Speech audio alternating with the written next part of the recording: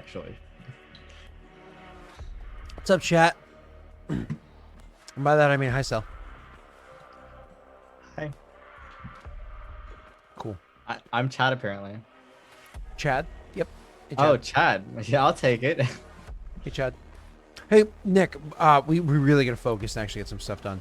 But just really quickly, I say the word Chad. What does that invoke in your mind? Like, bro. Like, I bro? I mean, imagine there's lots of Chads. I imagine the meme that has the guy's face of that is the country of Chad. I don't know if you've seen it. It's fantastic. That's it, Nick. Just a bro. I mean, a Chad is a special kind of bro. But Really? It's not the long hair guitar. no. Well, see, every time I think of that, I think of like an emo kid who's like singing Dashboard Confessional at a party, and everyone just wants him to put it away. Chad is more like the guy who's like, "Hey guys, I brought my hacky sack. I got this like 30 pack of Natty Light. Let's go." You know, who wants to listen to Dave Matthews? Like Oh, that. Dave That's a Matthews, man, Chad. so Yeah. bad. Matthew, That's man, so bad. All right, so thanks, Alamos. Let's keep going. Oh, Dave Matthews, man, so bad. Your characters are traveling. So your characters are choosing to travel south, trying to avoid bumping into these creatures, sticking to the east side of the tree, and then riding hard to the east with the hope to try to make it so that the sun goes in theirs and yours eyes as you're riding back into the forest. Hoping to not invoke their ire, but if you do, to like use that as a bit of this almost like defense to try to get away from them. As you're riding closer and closer and closer to the trees, I want everybody to go ahead and make me a perception check real quick. We're gonna be surrounded.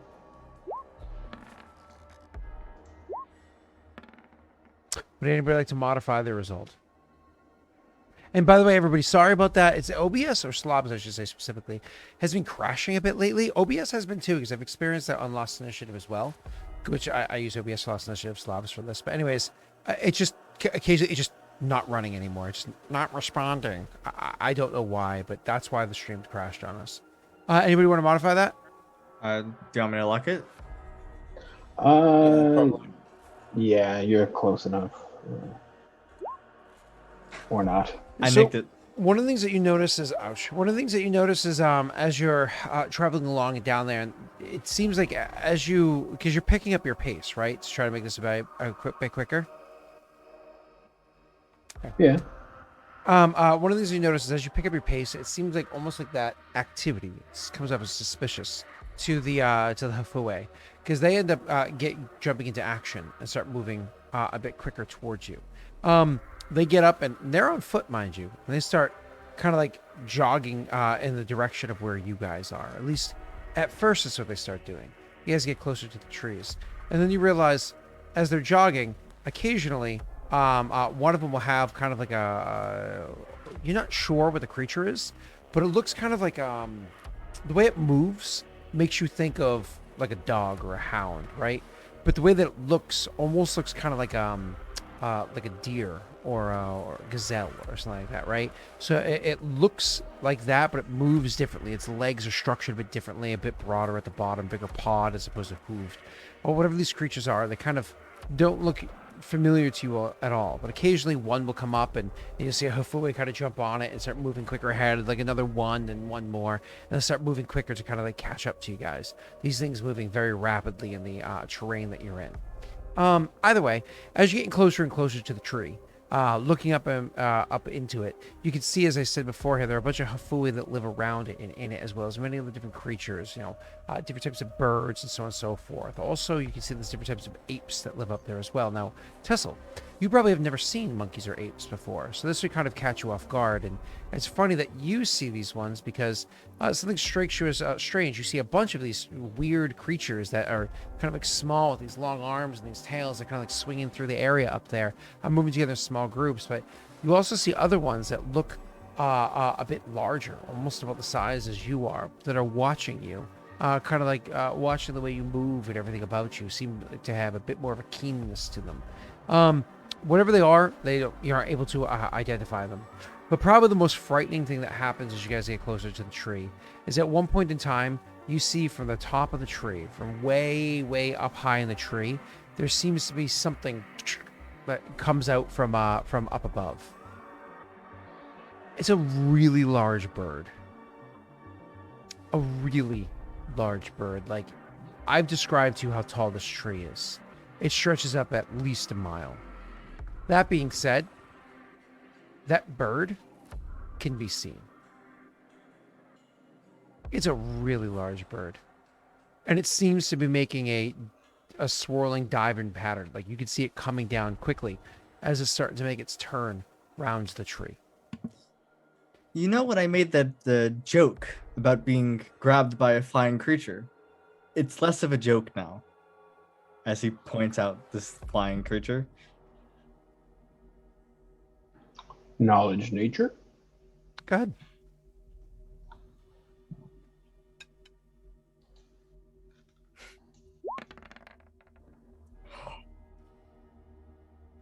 You've heard legends of such creatures, though usually those legends refer to them as living deep inside the mountains, up high up in the mountains, secluded. Not this one, though.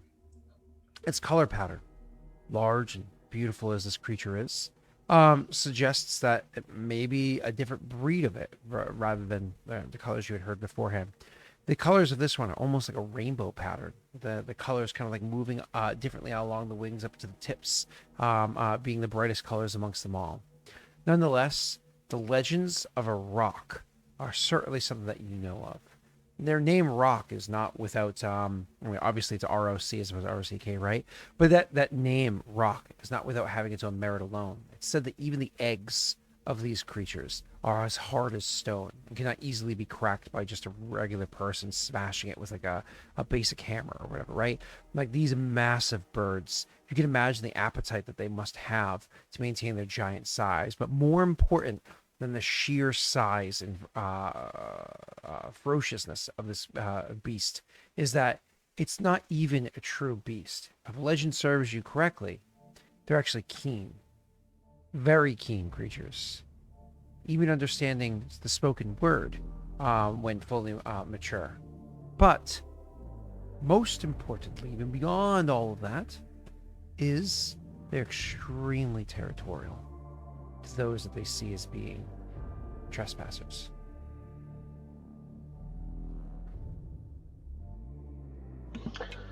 So,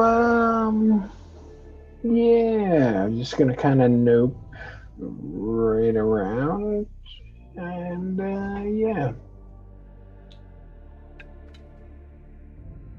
So you're gonna turn and start heading towards the woods?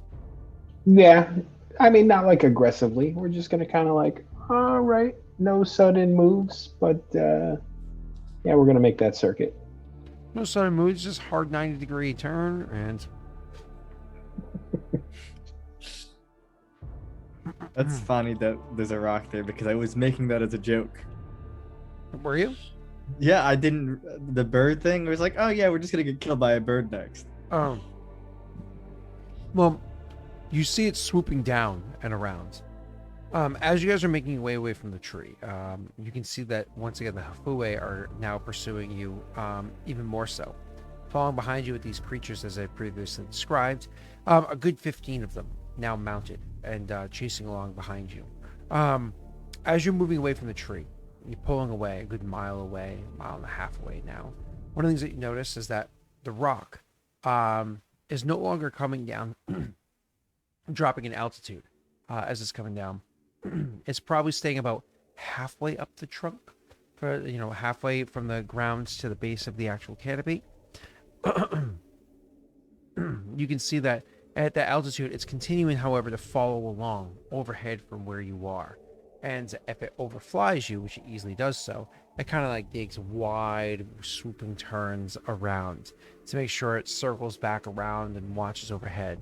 You get the familiar feeling of a vulture watching overhead, giving you the impression that this is a dangerous place. Unfortunately, there was more information that you guys maybe could have gleaned, but nobody rolled high enough on perception. But you do know that obviously you're kind of in danger. The Hafui continue to chase after you as you guys keep making your way towards the woods. Unfortunately, it's a hard chase. I know you're not seeing sudden movements, but you don't want to slow down while obviously not speeding up. But you need to consistently continue moving forward. I unfortunately need to have from the two birds and Ferrex fortitude saves. +6. I have to look it up for you, don't I? I think that's what it was last time. Yeah, it was +6. Yeah, but it's one lower than Naren's.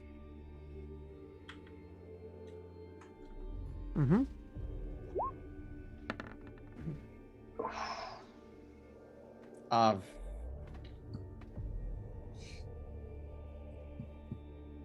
Jake. I don't want to roll. It's okay. You got can just natty roll, one. roll high, and then I'll luck it, and then maybe we'll be fine. No, I'm gonna use my Winifred's. Perfect. Roll 91. That way it doesn't matter.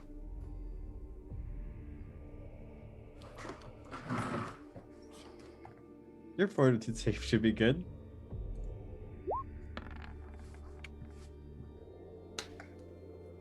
Why is it so high? I don't like it.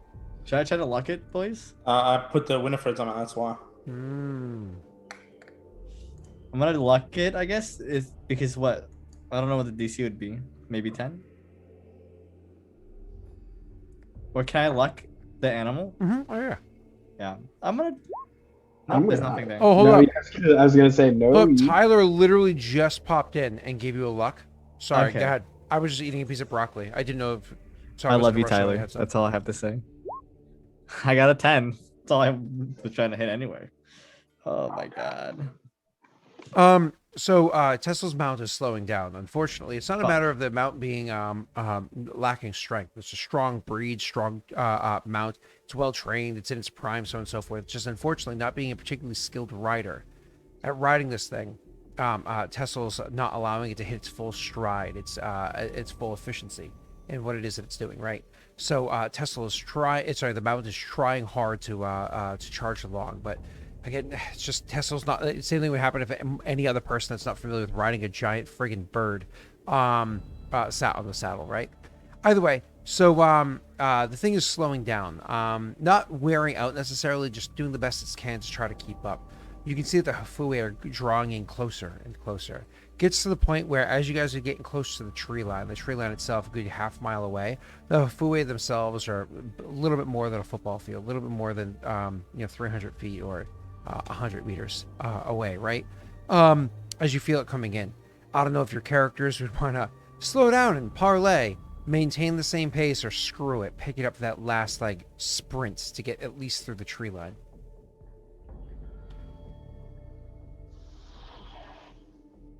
I'm gonna go with dash.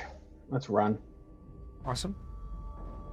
Cool. Then I'm going to need specifically from all of you another save. Another. Made a save. What the hell is that shit? It's a Any matter about- negatives? It's a matter about when you get to the other side. Any normal- negatives on the bird? normal, sir. Okay. Varric, you can Hi. modify that if you'd like. Well, we know Tesla won't. Oof. 11.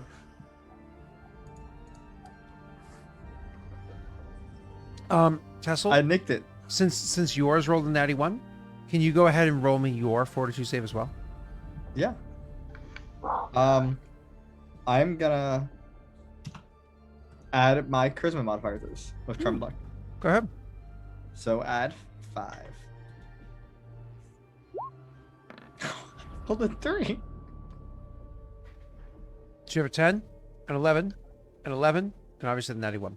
The bird is injured. Literally kind of like whether it twists its ankle, whatever it is, it has a hard time continuing on. Honestly, but the bird needs to keep going. It's one of those things where obviously you feel bad the bird is injured, but all of your lives are at stake if it doesn't keep pushing. So you have to keep pushing this bird. Technically speaking, it's a handle animal check at this point and everything, but instead, for simplicity, or for now, we're going to say that it's just the additional pressures on you for trying to handle this. Worry about the rest of this afterwards. So you guys are pushing on this hard run, because obviously the bird itself also wants to keep riding hard and into the woods. So each one of you are making your way there, drawing. But unfortunately, as soon as you break through that tree line, they are only a good like 150 feet behind you when you finally break through the tree line. All of your characters, just as you get through the line, are just out of breath. Not all of them, sorry. We have Nabu is out of breath. Verix is fine. Nope, Verix with an 11 is out of breath. Tessel is out of breath. And obviously, so all of you happen to be fatigued at the moment. Now, this isn't like the fatigue that requires sleep to get rid of, just like a good, little rest or whatever to get rid of. Your bird will deal with it in a minute. But so you guys break through the tree line. They're right behind you. Do you continue to try to like push on to get away from them, to like continue cutting into the trees as far as you can, maybe lose them in there? Or is it kind of like slow down and ground yourself in case you have to bring this to a fight? Yeah, I think getting ready to accept the charge is probably going to be the best option at this point. Cool. Luckily, they won't be able to charge, as you just said, because now you have the trees around you, right? It's providing that same cover that would stop you from being able to charge as well, which is good news. Those are plains creatures that they're riding. So you guys, after you're rushing along, how would Naren suggest this to the others? I would say we're gonna flip the script here, take defensive position, and get ready to meet combat. Hopefully we can parlay, but it will most likely come to blood. Why don't you go ahead and roll me your profession warlord as you're suggesting to them where to go to.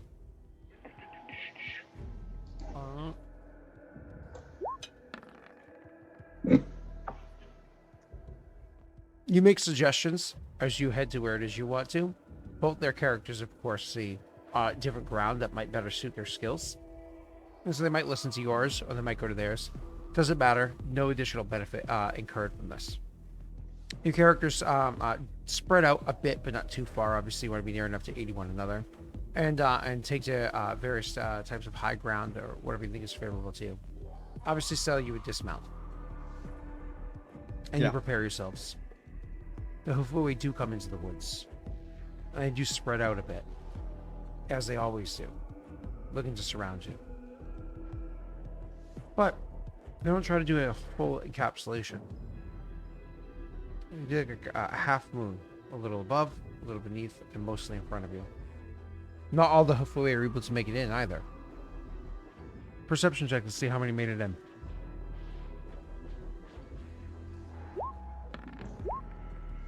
Ooh. Naren? The wrong 20s. Naren, you definitively know that as opposed to the 24 that you originally saw, or the 15 that were able to stay close to chasing you, there's actually only 7 of them that came inside here.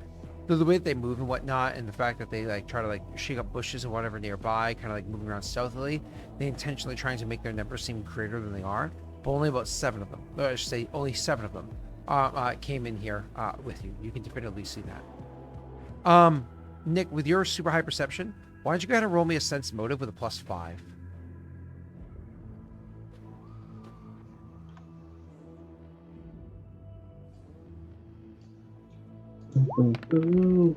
Boom. You also get the impression that while they are very aggressively positioned and prepared to fight if need be, they're not actively taking the moment to strike. Obviously, striking quicker would be better than waiting, because it would be before you fully plant yourselves in and adequately defend yourselves. They're not taking that opportunity. All right. This seems more like scouts than it does an actual offensive group. What do you do? I guess I will. I'll just announce myself and be like, I am Kushibashi Naren of Shinrin. Speak your piece or be gone. What language do you say this in? I am still a jackass and have not filled out my languages, so it's going to be Karuk. Oh, how many languages extra do you get? For your intelligence, you have one extra language, which I imagine. I mean, the language that the Fue speak is Sylvan, but you might not even speak Sylvan. You might actually speak like Perrin or one of the other languages that you would actually do diplomacy with the various other leaders about, right? Sure. It's up to you. Perrin is the common tongue in this world. It would probably be Perrin. Okay. So you say this thing, Karuk. You hear whispers and chatter happening about you, but of course it's in a language that you don't understand, which of course would be their language, Sylvan, as they're speaking amongst each other. Eventually, one of them is actually going to come up and gesture at you. And the Hafui that comes forward, let me describe them. The Hafui that comes forward, you can't easily identify the finer characteristics of them, because as they step forward, you can see that their face is a myriad of very, very stark white, almost like you're looking at a sheet of white paper, very, very stark black, like you're looking at a sheet of black paper, and various grays in swirling patterns coming down. The patterns that come down are so disorienting as you're looking at them. It makes it difficult to make out the finer features, almost like it's an optical illusion that's over their face, right? That you see there. Their ears that they have to the side of them, the tops of their ears seem to come into hard points, which isn't typical for a natural Hafue ear, right? They come into hard points, almost looking like they're razor sharp. And to the bottoms of the ears, you see that they have almost like gauged bones sticking through to the ones over there.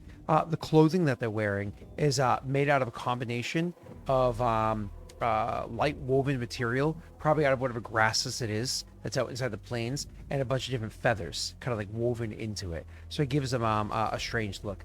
As they step forward and they start making gestures I'm about to describe, you can see that literally their fingertips, their nails, take on, again, several different colors, kind of like somebody wanted to paint their fingernails rainbow colored, right?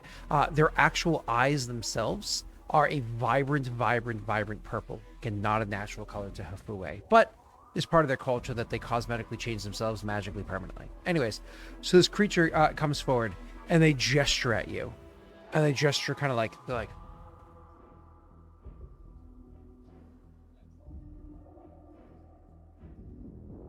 for those that are listening and not seeing, gestured towards Naren, and kind of like made a waving motion with their hands from slightly about where their head is downwards, and then tap their temples with one finger in either hand, and then raise their hands upwards and outwards.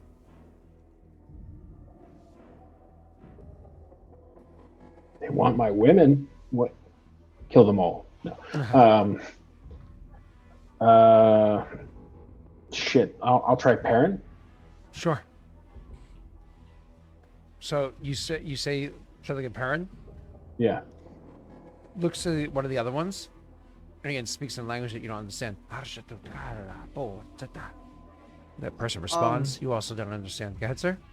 Tessel would, at this point, seeing we're gonna have to communicate with like sign language in a sense, or body language, he would walk forwards, and I guess like make. I'm trying to think of a gesture to like represent like would come in peace. But I can't think of anything off my head how you would gesture that. Maybe like he'd point at himself and then his two friends, and then like Cool. I Friends? guess companions. Okay. Listen.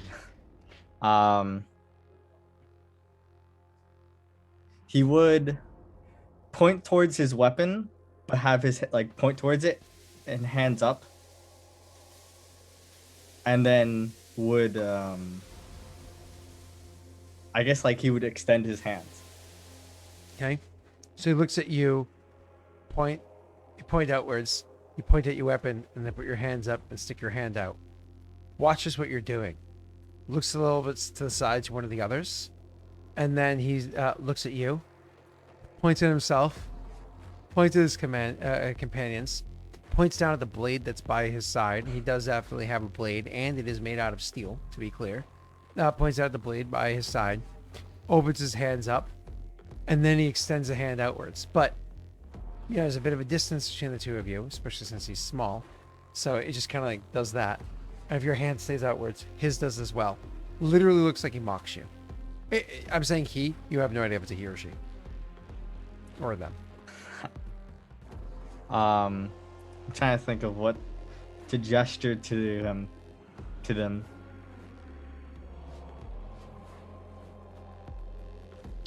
Exactly, all day. It's fireball. I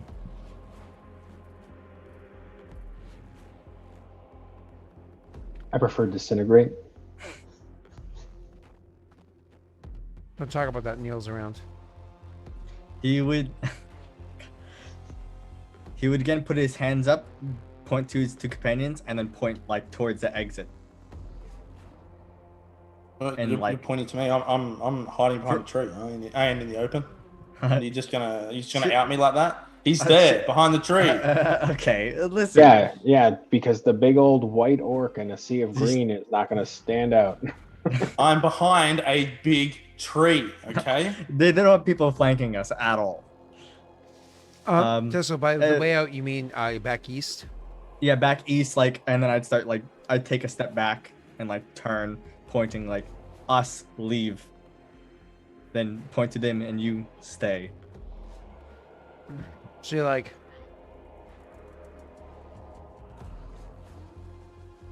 sort of a thing. Yeah. He seems to not understand. And he's like,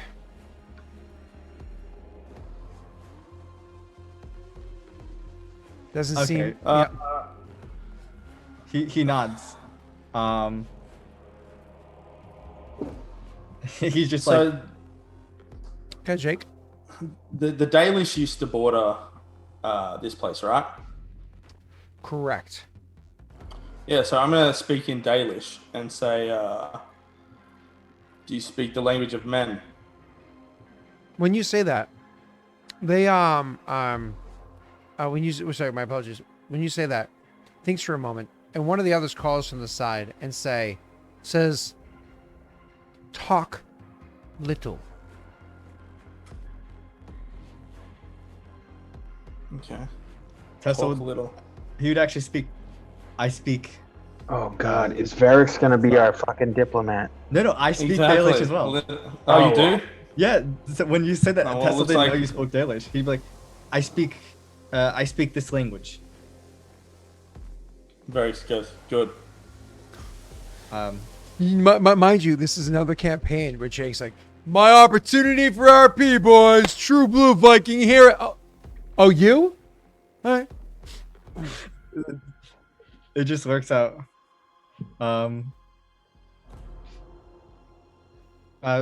You speak little of this. You speak little, correct?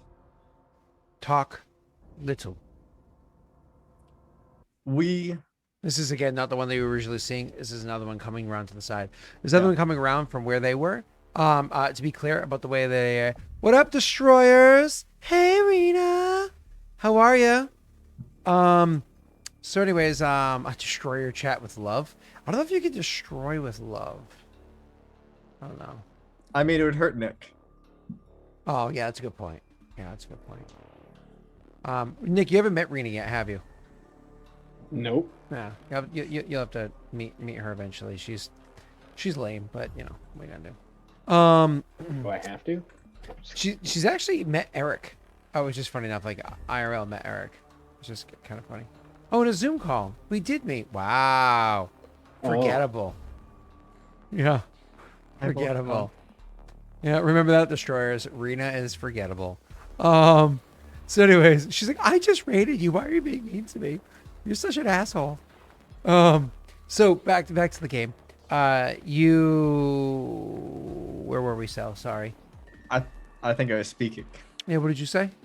I was saying. The person came over. Oh, yes, when they come over, this person, their hair coming off their head, it drapes all the way down past the middle of their back, right? Like down to the small of their back. It looks like 1980s crazy kind of mane coming down, but it's a different degrees of red, going from up at the top of their head being like a reddish pinkish color down to the tips, going past like several hues, past crimson near the bottom to the actual tips being like a dark, almost like blackish red color at the bottom. Once again, like their facial features, you can see that they have a few different marks on their face that look like knife gouges in their face, like somebody had done scarification on them and cutting out and around. It gives them this very, very, very intimidating look. So, I mean, sure, Hafue may be small, but that doesn't change the fact that this is a very intimidating looking person as they come around the corner and look at you as you see them. As for their eyes, straight black. So obviously they have the whites of their eye, but the pupil and iris are both equally black. It's your turn. Go ahead. I mean, yeah. Keep in mind they're looking at this dude that's like a very desaturated brown color. It's also odd looking, especially in contrast to them. So,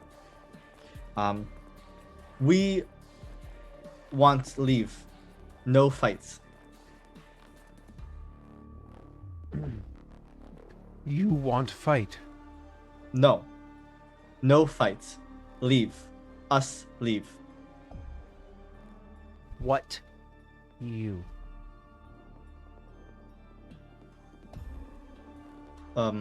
What you? Correct. I don't think he would know the word. We live east, called Kuruk. Gestures to all of you. He nods. He nods.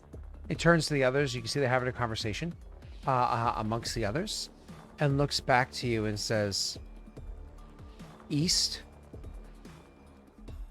Oh, you dumb fuck, Cell. Well, we're heading east. They're not stupid people.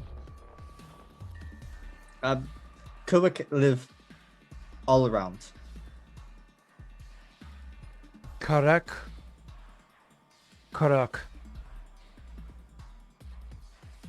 He nods.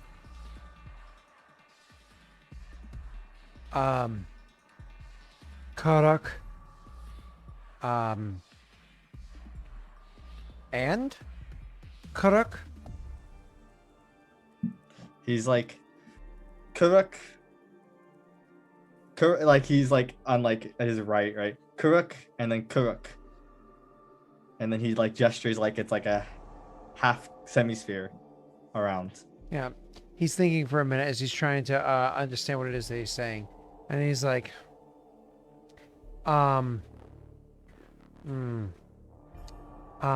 he picks up a small little handful of like twigs, right? Like grabs I should say like a broken branch and snaps it into several pieces.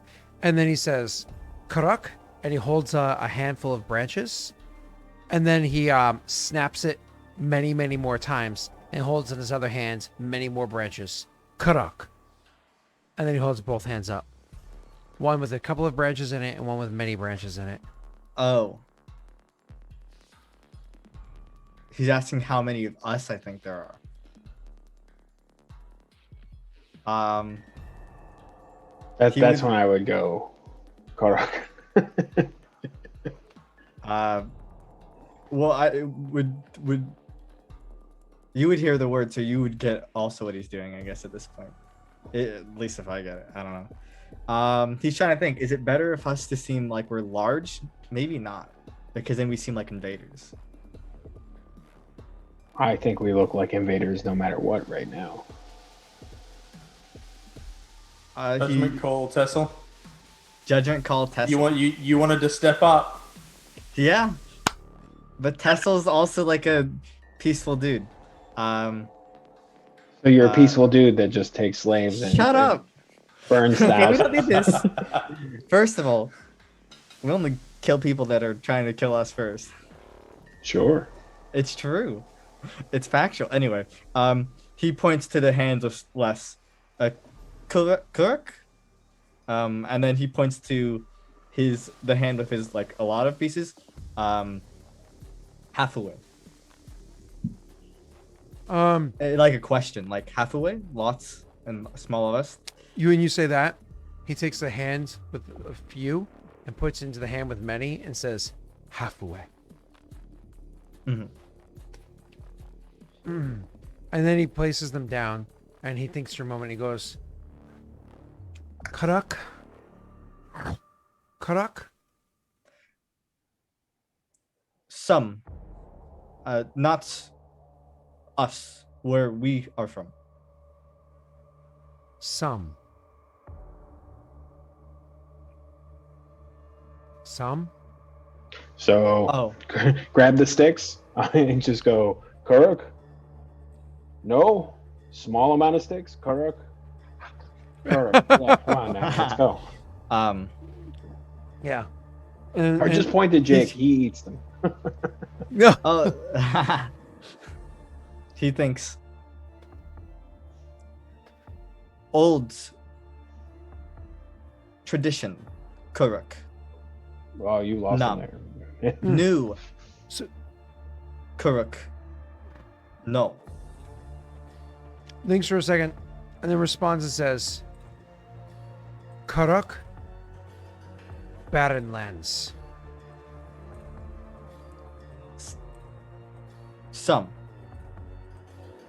And when you say that, he looks to the others, describes to them, and then they draw their weapons. He puts his hands out again. We, not barren lands. Karak. Barren lands. No.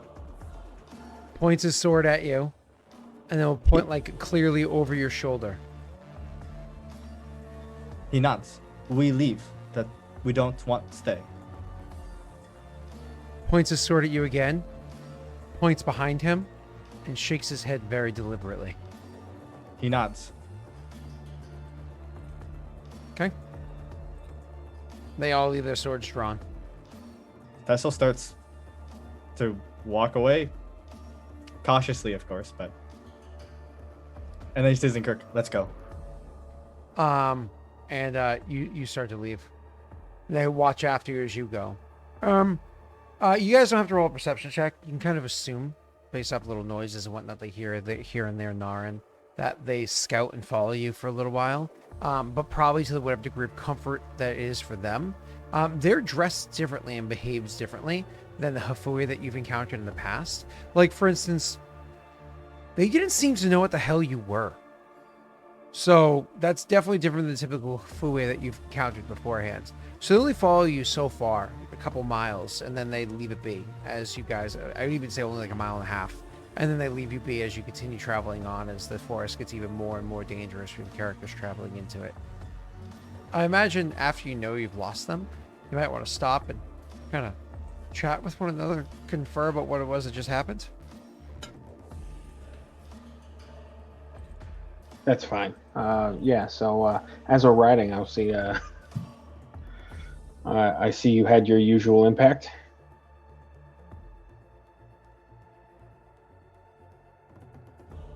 He doesn't respond because there hasn't been a consistent impact I've had. He waits for you to clarify. So I assume that tree is possibly It's alive. probably their home. It's Uh, probably a city of sorts. I think it's the Rock's home. It didn't seem to have a problem with the Fue. They probably live there together. I think the word you're looking for is cohabitate. Yes, but yeah. They didn't seem to have a desire to straight kill us, which works out well enough. They're definitely a far removed tribe from the Hafue that inhabit Eldamar by our borders. I don't believe you'll have friendly interactions in the future. That's not necessarily untrue or true. I think they were actually pretty amenable for a first meet. From what I understand, they believe we are supposed to be in the Barren Lands and live there. It was hard to communicate with someone that knew so few words. Well, they're probably smarter than you think. They didn't rush into an attack an enemy that they knew nothing about. Nor did they penetrate. Just because they didn't attack the first time, I dare say if they see us again, They will attack. yeah. I would have no doubt of it.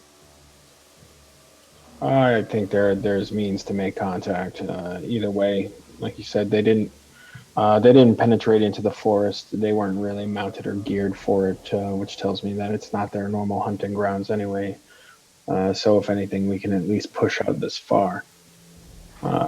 Not that I would want to challenge them on their home turf with that ginormous fucking bird. But to be fair, I want it. Well, The bird you have or the many tree? archers. Both. Take it down. If you hide in the tree line, I don't believe it could do much. No, like poison, like an entire buffet of poison for that thing. That's how you take that down.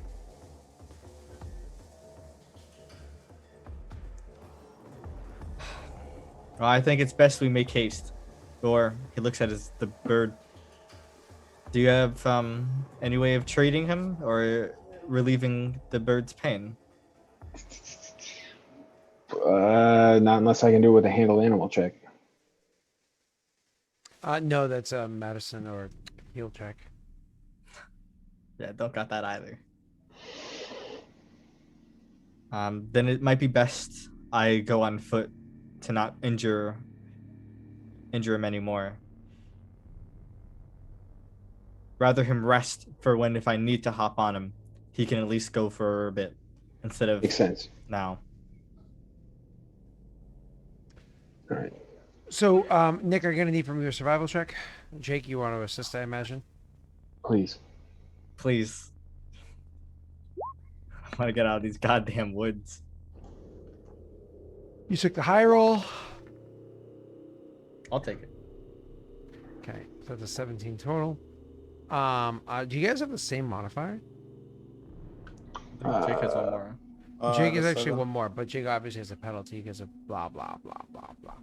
So, your character is able to maintain your travel to the east of here, continuing on until eventually you get to the point where you all want to actually rest for the evening. You guys rest this night.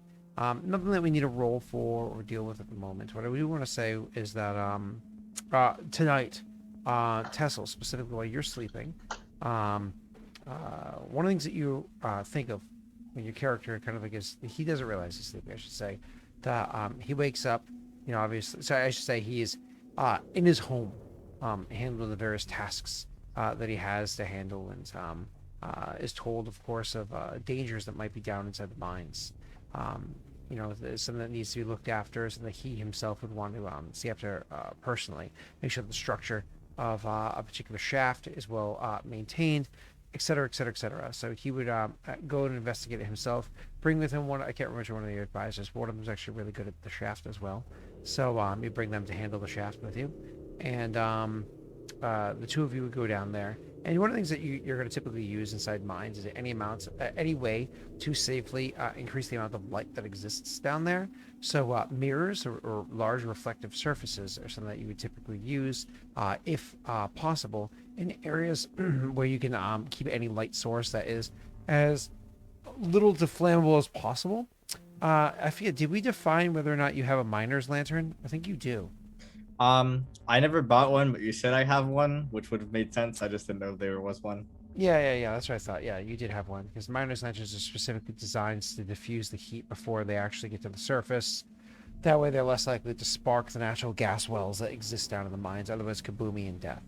Anyways, so when you're down inside that one of those areas, kind of looking at the whatnot, you can see, like, as you're down there and this conversation happening, talking about the important details, you're looking about at the different structures and kind of giving you suggestions of the supports, the beams, everything out there. You can actually see, you look over and see one of the reflective surfaces. Something catches your eye, though. Tessa, looking over in the area, sees that something strange about him. His hair, it looks brilliant in color, orange and red, It's dark and it stands out. It catching his eye, he would go over and look at it, and seeing it, kind of like looking at it and thinking it's weird and staring at it, and then down at himself. As he rises his eyes back up to meet his own, he says his eyes are glowing red, almost like a fire behind them, behind his eyes. And then the fire that's behind his eyes seems to become almost like it makes sense. There's a fire behind him. There's a danger. Oh my God, something happened. There's a travesty that's happening. The beams are falling. There's a huge fire happening inside of this. Again, because you're dreaming, it just makes sense to you, right? Like there's a travesty. You see one of your, the citizens of your place has slightly caught underneath a beam and must have fallen and hit them hard because they don't look like they're wedged. They look like they should be able to pull themselves out, but they look weakened. Maybe it's the smoke, whatever it is. I imagine Tesla would go over and try to pick them up and try to rise them. As he goes to grab at them, he reaches down and grabs at them, and they recoil and scream in pain. As he looks down and he sees that his hand itself also is glowing red hot, and it's burning. That kind of catches him off guard. He looks back at his reflection, and he can literally see in his reflection, he sees himself as like a glowing, flaming creature. And he sees that glowing, like literal flame in humanoid form, looking at him with a smile, but the eyes themselves having a bit of a glint. He can feel the fire is looking to burn him. He can feel revenge inside the fire. Tesla himself would wake up in the middle of the night, right about before when his third and final, watch, right before it's his turn, probably a good half hour or so to wake up. Kind of would wake up with literally burning hot to the touch, his forehead pouring sweat, freaking out, so on and so forth. Like something might be in his tent or around him. I think Naren is the second watch, so Naren would certainly hear the reaction as you wake up. Everybody gets nightmares. Certainly, it's not something that's unknown to the Kushibashi clan, considering most of them have sordid backgrounds. But definitely Naren would hear that, let's say, violent awakening of the character. He sits there. Tesla's just like standing, like leaning like a nearby tree, and it's just like his face is like of like fear, of panic.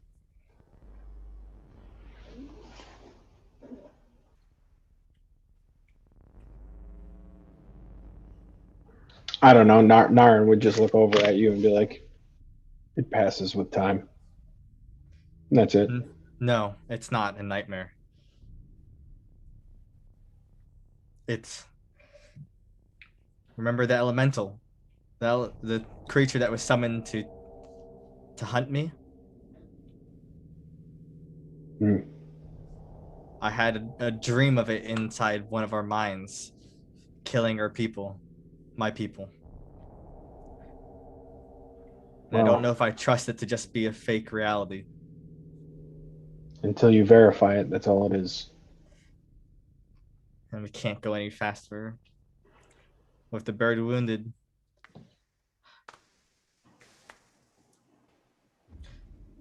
Get some early shut-eye then.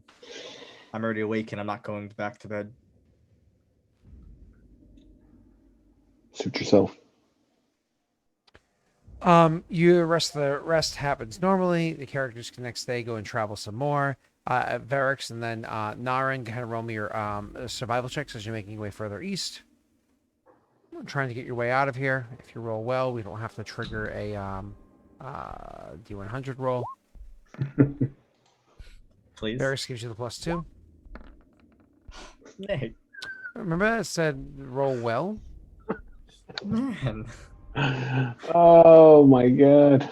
So Xylamos, D100 please. And just so you know, you want to roll high. I have seen that through. Xylamos the 100, so please.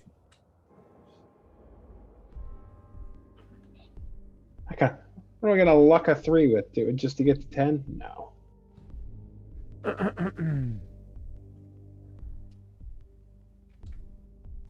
Just waiting for it.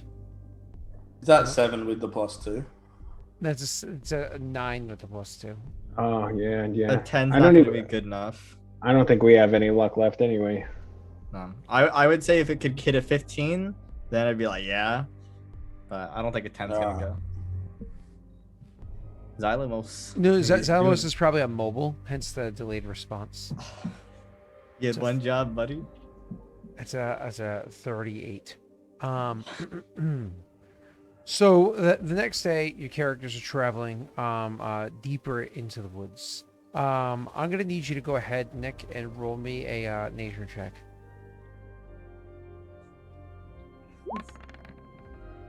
It's actually not bad. Do you want to try to luck that, or are you happy with it? I'll try. We'll see if there's anything in there. Of course not. Chat doesn't love you. Womp. They like to see me fail. It's Yeah. okay. I mean, we all do. It's more entertaining that way. You're just like my parents. Oh. What? They're not dead. No, they like to see me fail. Oh, sorry. His aren't died. I was just teasing. So,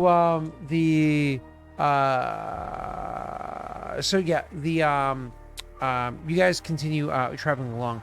With Nick, you actually happen to be fortunate enough to notice the area that you're going into. Remember beforehand I described the flower that you had seen outside of the forest growing on the west, and I already described it beforehand with Tessel's brother that exists in the forest as well. You guys, as you're traveling along, happen to come across a patch of these things. Luckily for you, as you're traveling along, you happen to be and come to the realization, oh shit. It's like it's almost like if you were walking through a minefield and you hadn't stepped on anything yet, and all of a sudden you realized, I'm in a minefield.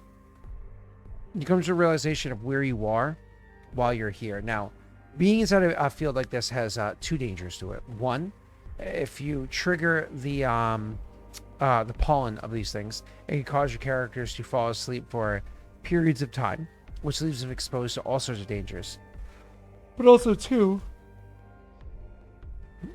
there is a very aggressive hummingbird-like bird that avian that lives inside this area that survives off of this kind of flower. It's something that they consume naturally. I'm sorry, the hummingbird-like bird.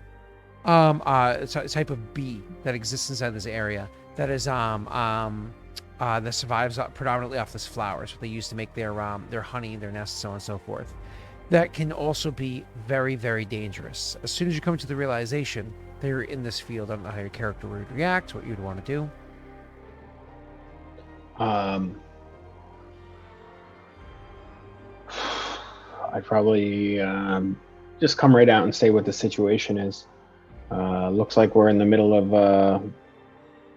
I don't know what these plants are called. I'll call them sleep flower field or whatever. We're in the middle of a sleep flower field. This is not ideal. There are aggressive insect species that also enjoy these flowers. Let us try not to disturb anything and move from here swiftly. Do you know for how long? For as long as we're surrounded by these plants. No. How long we've been in this? No. Let's just go before one of those gives us its attention. So, sorry, were you saying something? He just says let's. If you guys want to go ahead and roll me a reflex saving throw to try to not step on any of these, to trigger any of these. I want it to be clear. If you fail, you'll puff it up around you. If you fail by 5 or more, you'll puff up a cloud around the others, like triggering a response. I'm using Can charm. I aid others on this? Unfortunately, you have to aid yourself on this one. So unless you're saying you go first and then you leave them behind and you want to try to...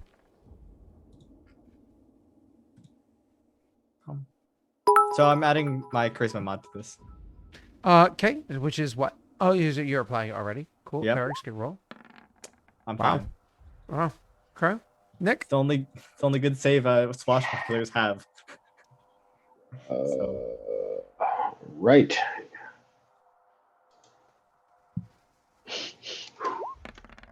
Boom. All right. All of your characters very easily are able to make their way through the field. Varric struggles the hardest. Of course, Naren having a lot of experience coming across these beforehand.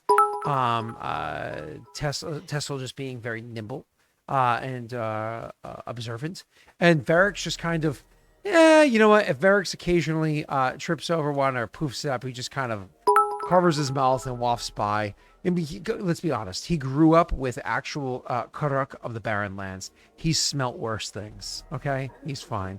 He just kind of like muscles it through, and you guys are able to get through to the other side of this danger that happens to exist here. I want you to go ahead and roll me a perception check for something. Oh.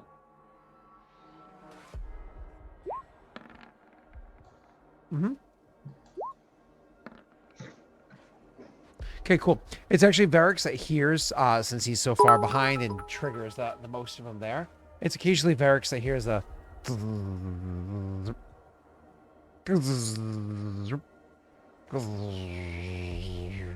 And even off to the side, sees one of these... We'll use the word bees. But they're not small. And I don't mean sturge large either. I mean like... Oh, guys, Jesus. I mean like large. Like these are large flying creatures that you see. Certainly nothing that you want to get stung by. Again, you guys are able to move away from them and stay away.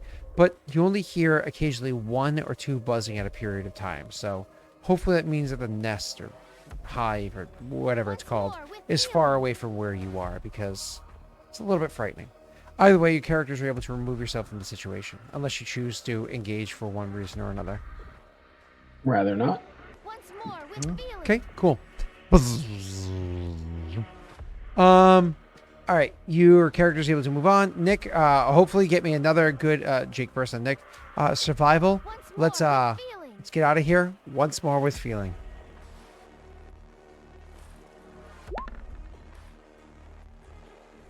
Well, Varys gives you +2. He rolled low. It's time to take that high roll, Nick. You can do it. That's high. It's high for you. Okay, that's a 17. Do you want to modify your 17 with the luck roll? Maybe see if you can get that 20 that's so rare for you. For Nick, it really does feel like a dirty 20. It's a 19. Aw, it's one of John's girlfriends. So you make your way towards the edge of the forest. Now, making your way as far along as you do is actually made significantly easier by the fact that Tonscreet told you beforehand they were going to be nearby. Told you beforehand they'd be sending scouts here and there to make sure that you can be looked after, right? To be found. You've been gone for a considerable amount of time. So the number of scouts and the frequency of the scouts has certainly increased considerably to make sure that they are around where you are. So as you're getting to the point where it's like, I don't know, this place, I don't know if we're ever going to see the outside. You actually will see your own men and women come up to you to they're like, Warlord, there you are. We were afraid that we wouldn't see you. This is our third day in this particular scouting endeavor or mission. Sorry, Warlord, it's good to see you. This is our third day in the scouting mission. We were actually about to head back to Tonscreet in the morning. Are you well?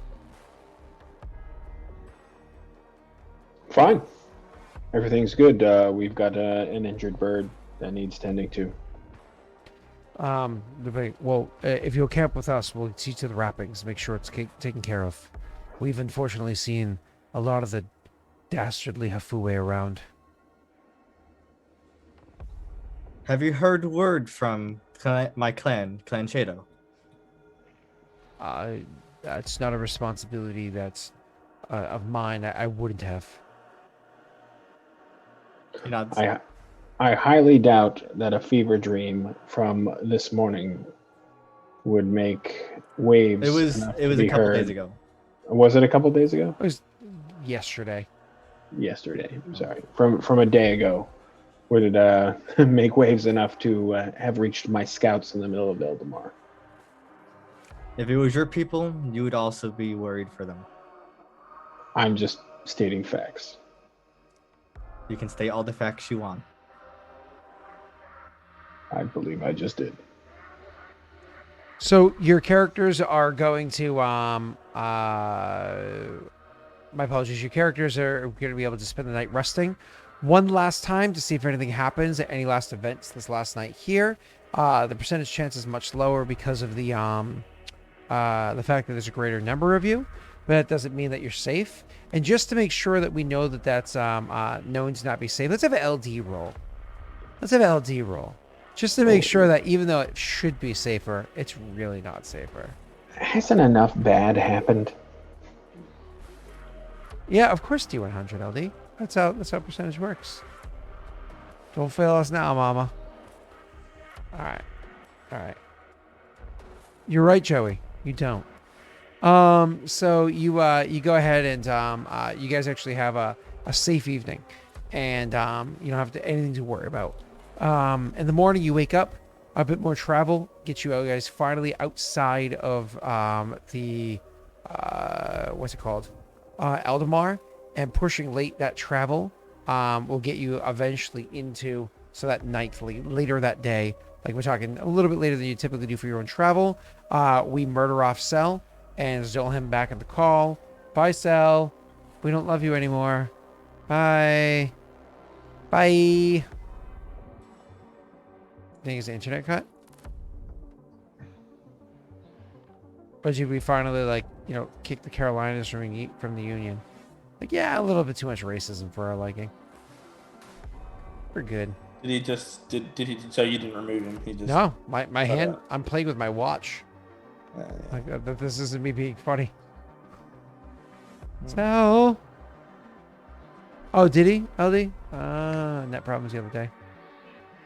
Well, so Nick, because he doesn't matter, you guys eventually get home. So, of course, with you returning home, this is actually important for a couple of details. We'll be doing Kingdom Rolls next session and everything, but actually talking about who the various advisors are. We'll focus on you, Nick, as you actually return home with all the production and everything, the continuing to work on the different buildings that you've been trying to work on, maintaining the roads that are there, the various advisor tasks that you had pointed beforehand, et cetera, all having been able to make some degree of headway. But let's actually look at your literal kingdom. I'm going to pull this up in for the viewers. So for Kushibashi Narin, we have for the Kushibashi clan, we actually have these. Sorry, guys. I'm not going to fix the window because I'm hoping that cell just kind of pops back in. And so that's why I haven't fixed Nick's window. Nick, if you lean to your left, you'll still be in your screen, but you don't have to. Anyways, so this is actually where your kingdom's current state is.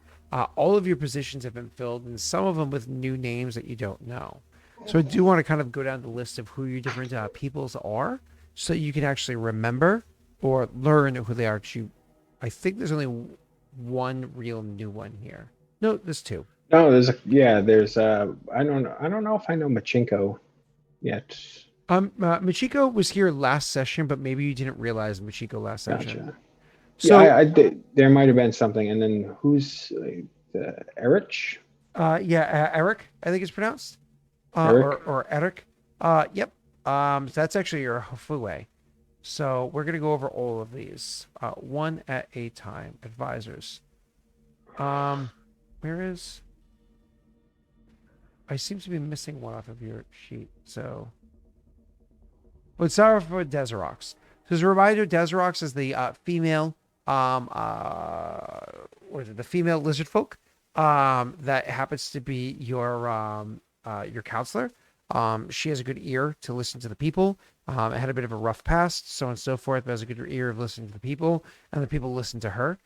She's very respectful for them, so on and so forth. So you actually like Daelric, because while she can be rough around the edges in certainly being willing to speak her mind in an aggressive manner, despite that, she's still, again, appreciated by the people and appreciated by you because of how it is that she really calculates out the wisdom base, right? How she really calculates out her decisions before she makes them, really listens to what the people have to say, thinks about the importance of how it can affect the kingdom, not necessarily from their perspective, but from yours, and will always give advice, very wise decisions for what is good for the clan overall and what's good for the people of the clan.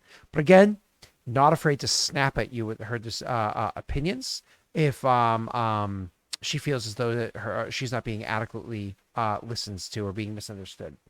Karzug is one of the easiest ones to know who that is. She was the parent that you had chosen to collect mid-session, and was then later on sponsored by a hype train to make her who she is. She is the currently the general and warden of your clan. She was very vocal in your last meeting. After that is going to be Machiko, would be the next up. Machiko is your grand diplomat. Machiko is a female, what is it, Korok? Oh, this is just spelt wrong, I think. Oh, I think it's supposed to be Quark. That's what it is. Like a quarter orc. So it's more or less a half orc and half humans, or quarter orc. Machiko as a character is also sponsored by Hype Train. Is she's actually really good at looking at people and not only judging like their intentions, their plans, and so forth, the good high sense motives, so on and so forth. She's actually really good at judging the connections that people have with one another. Like one of those, she knows if there's something fishy happening with how long, I don't remember the characters' names, Dwight and Pam or whatever they are talking to each other at the water cooler. She knows what's happening there. Like she's really good at figuring out different relations, which is very important if you're in a room full of diplomats, knowing who has influence over who. She also can be quite intimidating, which is good with culture, as well as being very diplomatic. She herself, with red hair and green eyes, she herself is not somebody that's typically going to bite at you. She's going to give you her opinion. If you choose not to listen to her, even though she's clearly intelligent and charismatic, if you choose not to listen to her, all right, that's your loss. But understands that when you're not directly standing over her, she's going to make her own decisions as needed. So she's very independent that way. Next is going to be Erekuf. This is the Hafue. Specifically, he's actually again, Hafue in their culture use magic to Sal, feel free to jump back in whenever you can, if you can. It specifically uses magic. Hafui specifically use magic to alter their physical appearance permanently, that they can use those spells again to alter it again to look like something else. It physically changes, mind you, not an illusion, actual change, but doesn't really affect them mechanically, just the way that they look. This Hafui has altered themselves to resemble very similar to being what a satyr looks like, right? Like literally goat legs, fur, so on and so forth, runs around with no pants on because, satyr. So it has a very satyr look to them, leaving tufts of fur on their chest, small little horns, not particularly large ones, because it's still definitely Hafue looking for the most part. Maybe even has like a nice little goatee. You know what I mean? As for personality trait, being a Hafue, they're very insightful when it comes to magic, understanding how it works, so on and so forth. They're actually your high priest. The reason why they actually stuck out for you is because while being polytheistic, having many different beliefs coming from the Hafue themselves, this one actually seemed to, prior to your meeting them, came across the teachings of Lady Aravel and appreciated them. So it's actually when you came across this Hafue, which that original meeting can be defined later on, when mention of Lady Aravel happened, however, in conversation, you realize that they are actually a worshiper directly to Lady Aravel, which is, again, very unusual for Hafue, and led to more conversations and eventually a relationship being made. Stands definitely out from typical Hafue. Important, though, they speak Sylvan. Anyways, Sylvan and Karok would be their two languages. Actually, let me write those down. Sylvan and Karok. Okay. After that one would be it's actually Ryan. That's how you pronounce it. So like Ryan, but like an ion. So Ryan is how you pronounce your next one.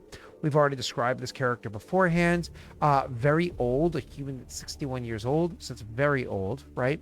And having been very sickly, has been ill many, many, many, many times, missed many meetings, like important meetings, because of how incredibly sick they were. But despite that fact, certainly always produces. I mean, you saw this person outrolled Lenny, who's from the Arcane Congress and like 200 years old, like outrolled Lenny on how good he is his understanding of magic. So while there are certain inconveniences of having a sickly old boomer, in your crew. His sheer amount of knowledge more than compensates for the fact that he's a sickly old boomer.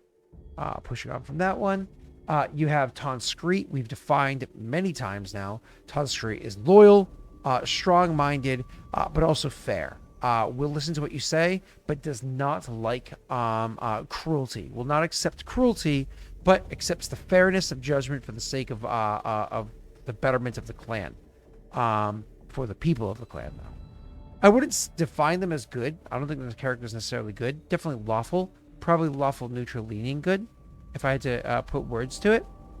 Hoko, aka Buddy. Do I need to say more? It's up to you.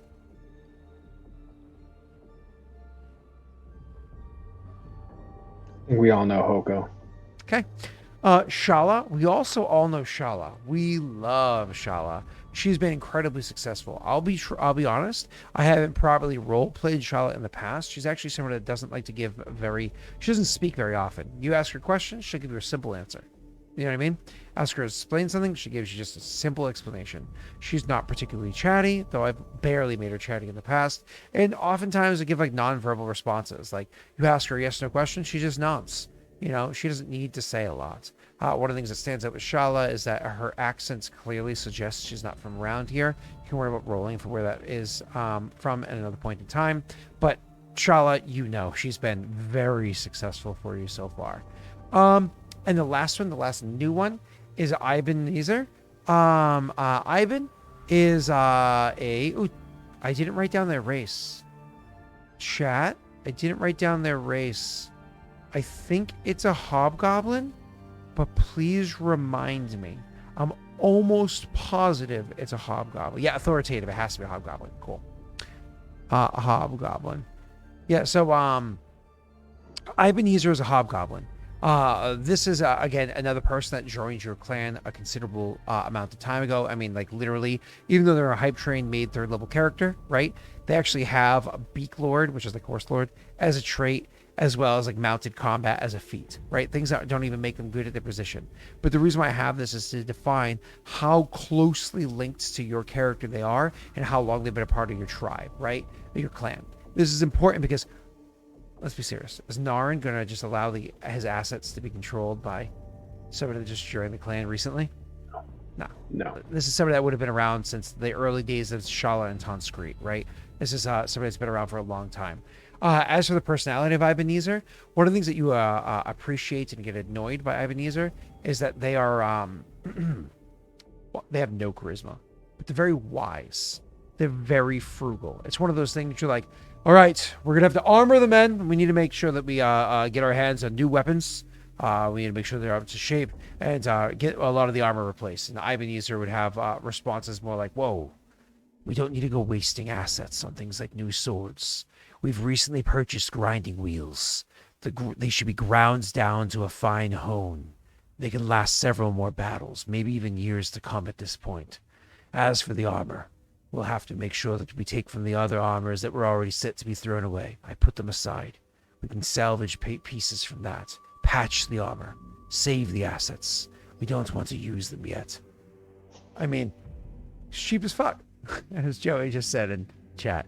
But he's that way for a reason. He wants to make sure that the clan, I mean, y'all come from nothing. He wants to make sure that you have risen from nothing and you don't return to it because of poor decisions. He's probably even too frugal for you, Nick. Probably even too frugal for you. So, I don't know. Yeah. That's tough. So expect them to always be like, yes, I understand that we have a meeting with, what are their names again? Hold on. Shade Owens, Densho. They both already elected to donate 3 BP towards this cause. I'm sure we can get away with only spending 1. It's about time they finally pulled their weight. Good point. I appreciate that, Ivan. So that's your whole clan, your whole group of people. One of the things I want to point out for you, Nick, and this goes to Jake, who might already know this, but this goes to Jake and Sel as well, who I hope is also listening, because because he is at least listening, even if he can't be in the call for whatever reason, because internet, the one of the things that's coming up that came from the March, I posted those videos I think tonight. One of the things that came from March's patronage for these characters is all of your patron-made characters, and Daelric as well, all have interesting story arcs to them. Little stories that you can kind of go through with them that kind of present themselves. I'll make them a written version with a hook to it that you can choose to go along. If the party chooses to go along with these little hooks for each of these characters by successfully completing their various tasks, you can actually unlock features to those characters. So again, these are specifically the patroned ones, and Patreon also hype trains to give it to Daelric as well. So you're welcome, LT. All I have to say is that Cell performed well. Speak of the devil. Very orange. It's less orange. Okay. All right, cool. So that's kind of like a catch up for you for your clan. I'll do the others when we approach those as well to get back there. To finish up the session for the night and then get into more important things later on. As you're approaching and returning to your clan, obviously they're happy to see that you guys have returned and returned safely. You traveled late into the night, close to almost midnight, before you finally behind your walls, but it was worth that last little push to get there. That last little push for you guys to get there, for you to get home and see the progress that your clan has made along the way. Obviously, you've encountered new experiences. I imagine for what it was that you encountered, you want to have, while it's fresh in all the PC's minds, a bit of a conversation with various counselors about what it was that you may have encountered. I imagine these two characters, the PCs, they would want to spend the night, that first night, again, arriving at midnight at your clan's home, and in the morning you can call together a council meeting with several, if not all, council members, and the other two warlords to discuss what it was that had transpired and had been seen, as well as deliver whatever staying here of the supplies that you had found along the way. Nick, who would you like to be a part of this council meeting? And then I imagine both of those warlords would like to return back to their own homes. So for this meeting, it would probably be Eric, Shala, Karzug, and Rayan. Yeah, Ryan. I know, no, you're wrong. It took me a bit to get used to how to say it too. Ryan. Yeah, and Tonscrete probably as well. Yeah. Okay, so a good group of them. I'm just finishing opening them. Okay, cool. Now here's the really important question. Would Tesla actually stick around for this, or would Tesla kind of like yeet because of being like I can't stick around even for a morning meeting, I've gotta go? No, he's gonna like nonstop exhaust himself getting back to his kingdom. Well, that first thing, you already traveled close to like midnight, so you definitely spend that first night here, and at least have that one night of safe rest, but could potentially wake up so early in the morning you weren't even informed that there was a meeting made, and just like when you extend the invitation, somebody come back to you, Nick, and inform you that Warlord Shalo has already left. Barracks would accompany Shada because dreams are not to be just discarded. Okay, so neither of your characters would be involved with this council meeting and the discoveries that your characters made along the way. Okay. Mm-hmm. So they're going to be completely nixed from the conversation. Wow, Nick. I hope you remembered all the details, because these boys is muted. That's all right. They decided to yeet. I was going to give them a chocobo ride home, but they can hoof it. I can't fit on them, all right? Well, I would just look at you like you could use the run. Oh, Well, that's why I left early. I didn't need that. All right. Tesla's not the most patient. Really? Don't even notice. Kind of just holds W, and just goes. Tesla's like forever 14. That's what I just. Hey, are you still here, Rena? Can we get a picture of Varix being thick, like wicked thick, like one of those one of those cartoons that you always see, like the cartoon of the girl, like you see her from behind, she's like half bent forward, and like the booty is just like supernaturally large, the thighs are I supernaturally feel large. like you're asking like for the fan art calves, of you the looking calves like that. are really With small. little denim, little shorts on. What? And it has to be Karasa too. I see what? Karasa. Cross. Isn't that what your cat dude was called? Oh, Star Wars? Krasa. I can't roll R's, Sorry. dude. Yeah. I'm too English for that, or American. You guys are getting very specific with these. Half bent, you know what I mean? Maybe even has like one of those half shirts that's kind of like tied off around that. You know what I'm talking about? Just like nice and thick. Like, you know what I'm saying? Hey, can somebody clip that and send it to Rena? I'd appreciate it. Thanks. All right. So, That's uncultured. um, I just can't roll R's. My tongue doesn't do it. you get no. No, I had like 3 Spanish teachers try to get me to be able to roll my R's. It didn't work. Can do Hebrew, and you've heard that. Yeah, but Can do the chech. that's like. I can't. I wonder It's if it's impossible. I wonder if it's a genetic thing or just like learning how to like blink with one eye. It's something that just has to be I mean, trained I when you're could- young. Well, I'm not I saying. mean, I'm saying, but that's something that needs to be trained when you're young. It's is not it really? genetic. Yeah. People are just not. Some people everyone can't. just. Some people can't blink with one eye. Really, I've never asked anyone that before. Muscle isolation is not an easy thing. Like think about isolating. Just like, can you right now flex just one pectoral muscle? No.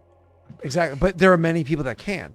So you have to train yourself, and when you're older, it's harder to train yourself to isolate that one muscle group. You know what I mean? I mean, I can't So- roll my tongue either, to be fair. So I heard there's a correlation between that. Yeah, that and being unable to please. I understand. So, you Nick, sit down into your meeting. Oh Jesus. Yes, my child. I go by Scott now. Sorry. Can I kick myself from a call? What is?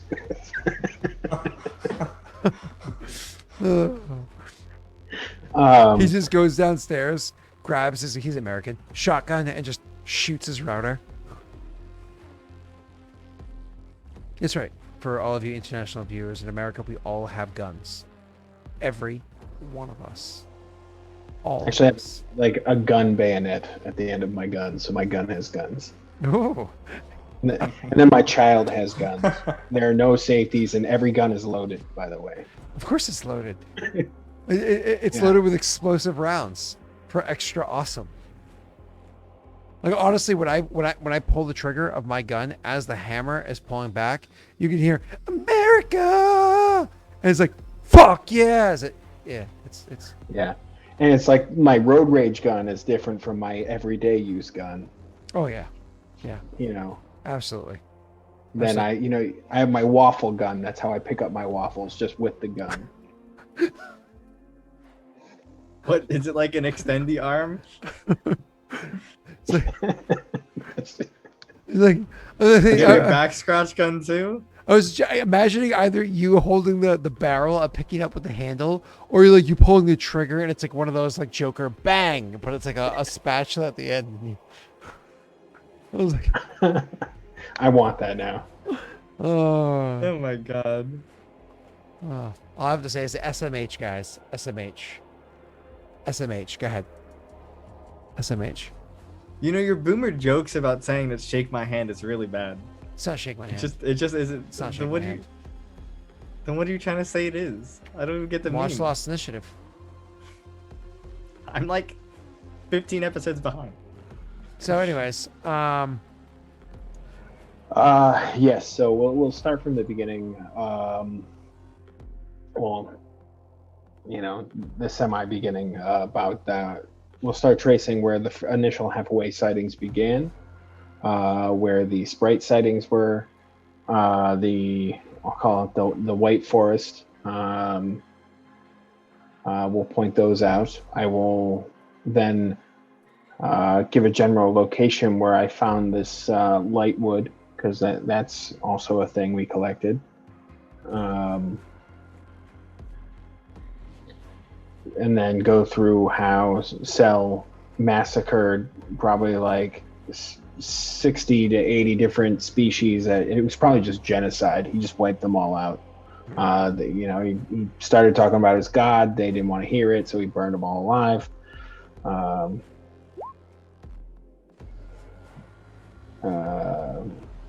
Moving on from... Are you just lying? I mean, is it? Is it a lie? Yeah, I didn't talk about my god at all. I mean, I'm pretty sure you prayed and you were like... I'm getting the order wrong. Sorry. You don't know about the praying, okay? Oh, sorry. You slaughtered the masses and then you prayed. You didn't pray. You don't and know then that last part, okay? You just know about me accidentally, causing a fire. That's all. Sad. Oh boy. Brings me back to my childhood. So many fires. Why are there rolls happening? All the stuff that you're talking about. Keep going. What is that one? I'll keep going. So go ahead. You talk about the wood. You talk about the where locations were done. I'm listening. Yep. So we've got that. We've got the wood. Then we have the big tree.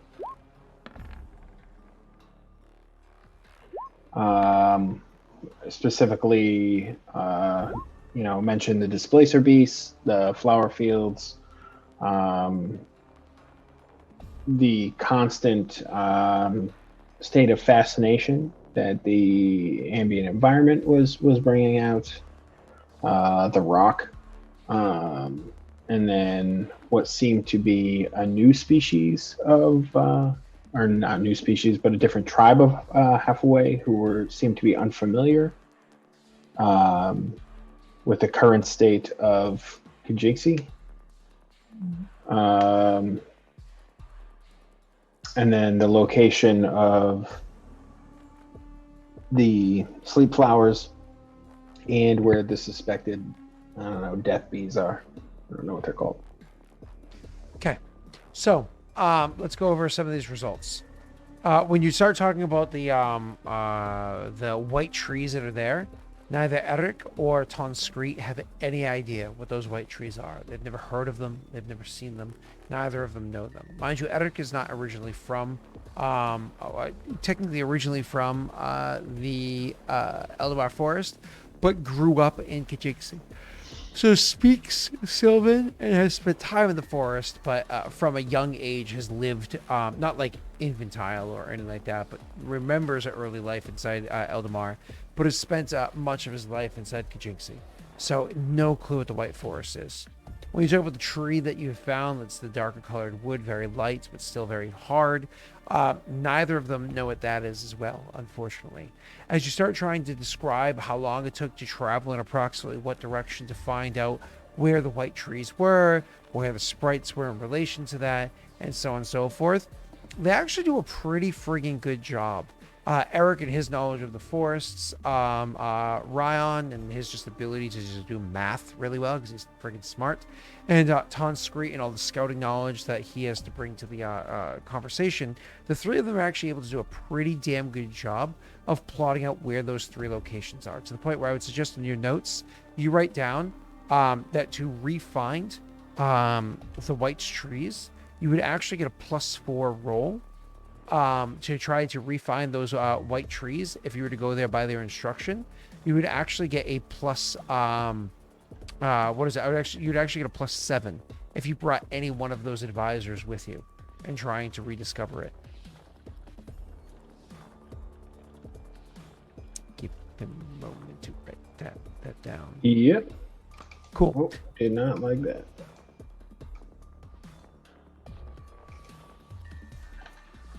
So you're able to kind of discuss all that with them.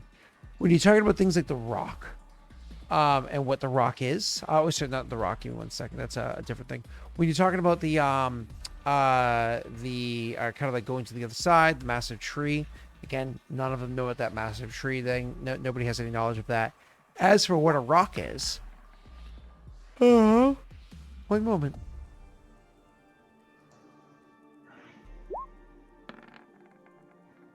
So, with the results of Shala and Ryan, both of them know the histories, the old stories of the rock. They've heard them before. Actually, Shala, I think, is the closest to what you rolled beforehand, but they know of it. But when you talk about what it is that you remember of the rock, they kind of like confer. You try to pass stories back and forth. But when you tell stories of you knowing of rock, and sometimes rock, if they're mature enough, can understand language, Shala actually challenges you in that one. She goes, "No."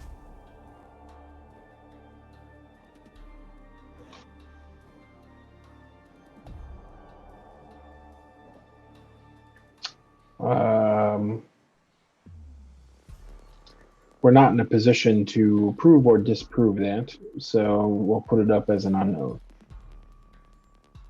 She shrugs, leaves it alone. Ryan, watching the exchange, says, "I do concur. I've never heard of such a thing, but as you've said, Warlord, it is possible that that it is possible that it is true. We'll have to test it should we ever capture the beast. Let's just hope it isn't true. It'll make it easier to break to our will." You can see that that last phrasing there leaves Tonscreet looking a little uncomfortable. Tonscreet never sees the training of the Axe Beaks as breaking to will. This is the cudgel-like words of somebody that doesn't understand the care of animals and how to properly raise them. Yeah, I'll even correct that. In this situation, it would be more of an alliance or a parlay, if possible. This beast is too mature and has long been its own master. It will not yield. Not looking to fight you on the matter. Ryan would just say, "As you say," and leave it be. But chiming in on the more important details, Tonscreet, appreciative that you kind of interjected in the way that you did, and changing the tone. Tonscreet actually chimes in and says, "We must, of course, speak of the matter of defense. What you suggested is that there are other clans of Hafui out there that didn't know of us, but now do. We must be prepared against such creatures. Also, what do we do about these white trees? The giving and taking of life. Is this something that should be concerned with?" I think it's something that needs to be investigated. This is where I would agree with you, Warlord. I think it would not be a bad idea to claim the woods and cut our way a clear path from where we are to those trees. I imagine it would be quite the discovery to see what exactly it is that they do.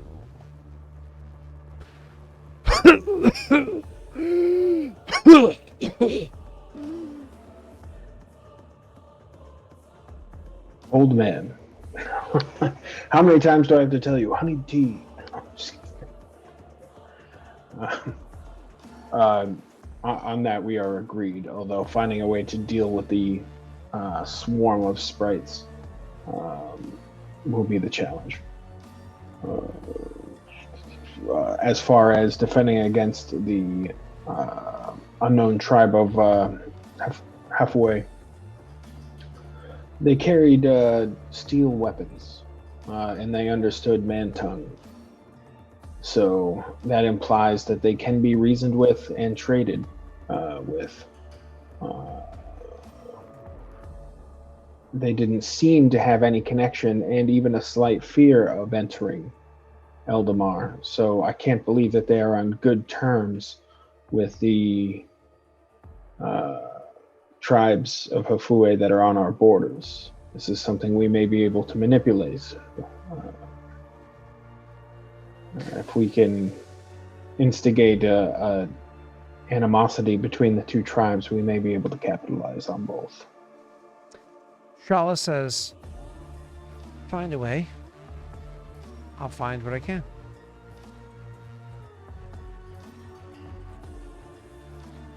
Get it done. She says, I'll need a path first. And Ryan says, yes, another good reason to cut the trees down. Shorten the gap between here and there and allow us to discover more easily. Chiming in, Karzak does say, I do not lie. It would be. Hold on, let me Karzak for a second. She says, it's probably not a bad idea to have scouts see exactly what's on those plains. You describe beasts that are hard to imagine. Tentacles, as you describe them. I don't even know what tentacles look like. Coming off the back of cats. Again, cats so large, I've never encountered them. It's hard to imagine, so it's hard to plan defenses against such creatures. What I can tell you is this. If we're looking to set up a degree of defense, cutting a line through the woods might not be a bad idea, but an outpost would have to be established on the other side, defensible on both sides of our path. Maybe not something we want to do now, but certainly something to contemplate. Agreed. A goal would probably be to cut a line through the forest to meet the plains, and then cut another line to circle back around, almost to claim a notch of the forest for our own, and then purge it from the inside out. Managing this while securing the northern border and maintaining our duties to the other members of the Alliance will be our challenge. Honestly, I don't think it's a good idea, says Karzak. At least not as long as we have no means of properly defending ourselves against a beast as large as you suggest this rock is. She had never heard of a rock before. You can actually see Shala is thinking for a couple of moments, like Shala is scratching her chin. And she says, Stalingrad. Elaborate. You know what a crossbow is? Stalingrad. They make crossbows, but they also make big ones. Ballista. Indeed.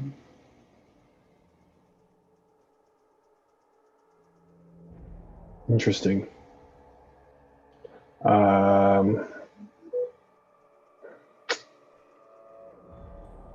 Why don't we get... What was his name? Which one's the treasurer again?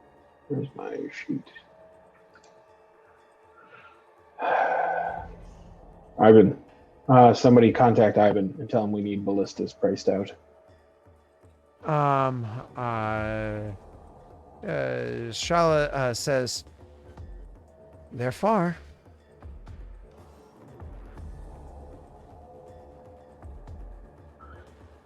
Do you feel like stealing the plans? She smiles at you and says, that'd be a trip.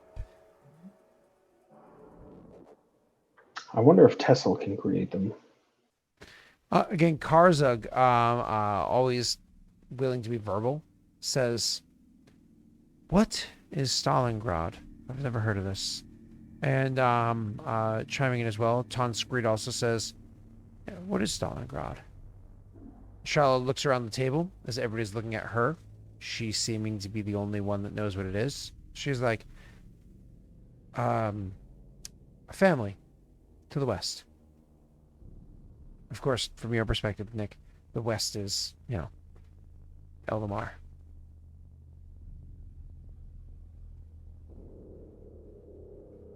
Interesting.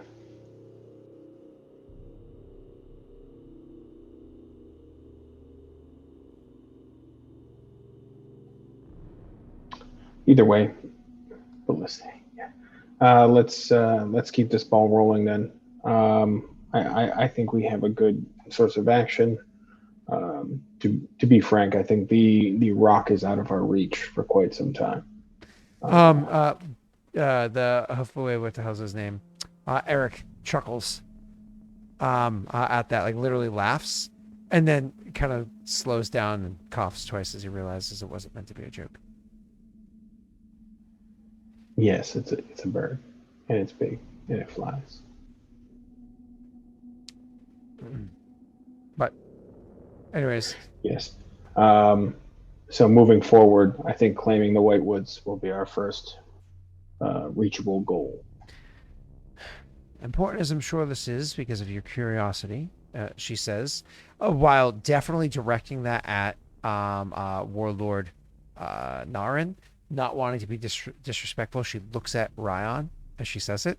As important as I'm sure you think this is, to satiate your curiosity, don't we think that sticking to the east of the forest and securing our borders and investigating what matters lie with the clans to the north is more important than this? No, we have an obligation to Kajinxi to dig into Eldamar. In order for us to maintain dominance on this region, we have to beat our northern neighbors in supply. If they beat us in supply, they will gain northern allies. So we're going to have to fight this on both fronts. I do agree that they are something that needs to be addressed. She nods, not looking to argue with you any further on the matter. And says, she just nods to that. And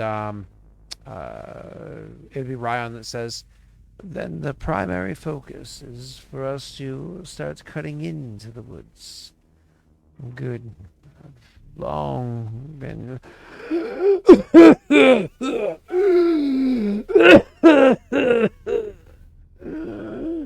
curious what could be found inside there.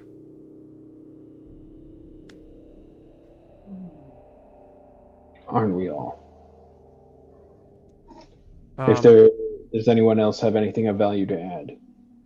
Karzug says, of course, make sure that patrols maintain defense to the north, but I will start relocating them to head here. Shall I call an army if we're going to be cutting in? Yes. I'll allow you to contemplate the details of exactly how large of an army you want, but I imagine it's not going to be a small one considering what it was you described you encountered. The fact that if we're cutting down hundreds of trees, we'll be raising the ire of those around us. Shall we expect aid from our allies to the south and east, or are they otherwise too preoccupied? Yeah, not at this time. This will be just us. Understood. And you can see around the table, everybody else seems otherwise satisfied with the meeting.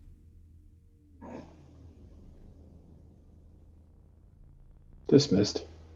Okay. Karzug stands up and says, one last thing. Are we asking Daelric to entice the people to join the army? Or is this something that you want to do yourself? Probably. I should say call to action. You know. Right.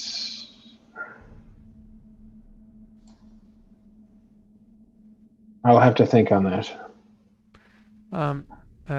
She nods and says, I understand. Different connotations. And she will leave to go start making her own plans, as does everybody else. And yeah, I think that's all we need to do to cover that one there. Awesome. Well, like I said, we'll cover the others and like who the new members of your different clans are. Especially since now I have, because we got a hype train, so I have to make the last one for Jake. Jake, I don't know if you saw, but you're almost full. Nick, going back to you for a second. Before we end the session for the night and say our goodbyes and all that, you have here 2 open positions. One's as consort, one's as heir. Now, I know you and I discussed the heir and potential ideas with that one, so we're going to definitely leave that one be as you're contemplating it. But specifically consort, did you put any ideas into what it was you wanted to do with consort? I'm still open. So I think Naren understands that there may be a point in time where a political arrangement might be made. And, you know, being a half orc, half Perrin, he's really not too picky, and he's more of a merit guy anyway. Yeah, I think we can just leave it as is, and if an opportunity arises, we'll seize it for now. All right, cool. Alrighty. I think it's funny that you, though all of your positions are filled, sans those 2, right? Excuse me. Your loyalty is still the one that's hurting the most. Yeah. You have no unrest either, which is kind of awesome. Cool. All right, I'm looking forward to actually. I'm still getting a -1 from an event. I don't know what that's from. That's a permanent -1 because of an event that happened before. I don't remember what it is. Gotcha. Yeah. All right, cool. So, awesome. Anything else we need to go over? Any questions you boys might have? No, I don't believe so. Cool. It'd be fun to go over all the different characters that have also joined your clans. Talk about those, and then unlock the feature as of next session for you to kind of go down the path of those story arcs. How did you guys want to do it? That's going to be entirely up to you. You might want to do the whole. You can go a myriad of ways. One of the ways could be, why don't we take turns? One person gets a person at a time. We can't just focus on one. You might do one of those things where it's like, hey, Nick, it's really important that you get that one done. Jake and I, it makes no sense for our characters to go with you down that path. Why don't we take next week off and you just do like a solo run where you try to take care of that? However it might be for as we do each one of these. That's I think it's important to kind of play them out. If you choose to do so. Like I said before, the reason why I'm introducing this early is to give you many opportunities to handle it. But they could also be ignored because you're like, there's way too many important things going on. This is just background stuff. So, entirely up to you. Your characters. All right, let's go to Cell first. First and foremost, I want to ask, are you going to stream after the session or no? Okay, you're not going to. No. It's I've streamed a lot this week actually. Oh, good for you. Tiring, or been tired, so good for you. So why don't you talk about what you've been up to lately? Who you've been doing? I've been playing a lot of Baldur's Gate Enhanced Edition. Oh yeah, Nick, he's playing Boomer's Gate. Like yeah. Old G. Wow. So I learned the hard way. 16 strength is not one different than 18 strength. It's about 3 points different. I'm so old school. It kind of sucks. And I've been doing a lot of world building as well for a world on stream because it's fun to do. Yeah. Probably stream tomorrow at like 9 p.m. EST. Cool. Yeah, the Boomer's Gate, which obviously what we had to do back in the day, and you may have heard of this. So obviously there was Baldur's Gate, and it was so painfully slow. It probably even felt painfully slow to you, but you didn't play with its original engine. Its original engine's worse.